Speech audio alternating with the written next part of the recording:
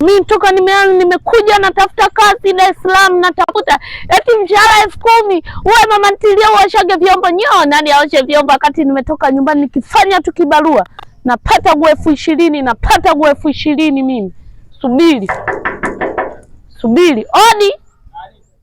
Nani alafu msiniulizage mimi nani, mnapenda kuuliza nani? Vipi mama? Na shida na mwenye nyumba, sina shida na wewe, mimi na shida na mwenye mjengo mimi. Mwenye mjengo sasa bidii ongea kwanza na mimi alafu ndo uweze kwenda huko. Una tatizo gani kwanza? Si nitaki kuongea na wewe, mimi na shida na mwenye mjengo, baba mwenye mjengo au mama mwenye mjengo. Mama, bonga na mimi alafu mama Lamau huko ndani utamuona. Mimi siongeagi. Una shida gani? Siongeagi na kapuku mimi, siongeagi. Kwanza mtu mwenyewe unatisha kwanza. Kanitie mtu mzuri mwenye nyumba mimi.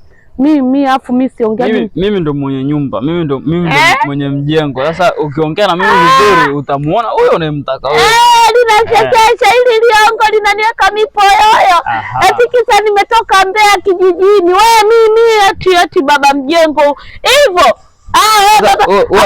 Hivyo. Wanakaje? Wewe wanakaa hata kiplatinum tu, hata kizombi. Kizombi wewe. Hivi sasa wewe uone. Upendezei bwana, nitie mwenye nyumba mimi. Hebu kwanza msogea kwanza hapa mbele. Nikupe hata vigezo kama unataka kukuweka nikaongeza kwenye nyumba yangu. Sasa usinisukume nini? Huku kwanza tunapangisha tu nyashi. Kwa nini sina? Mimi sina nyashi. Hauna. Afu unadharau ili nitie mwenye nyumba mimi. Hapo hata hujasuka una kipara. Usiondoka. Mimi mwenyewe nimeshashtuka, sio mwenye nyumba. Mwenye nyumba kwanza ananuka mavi afu ujitawazaji wewe. Wewe. Usinitishie. Yaani wewe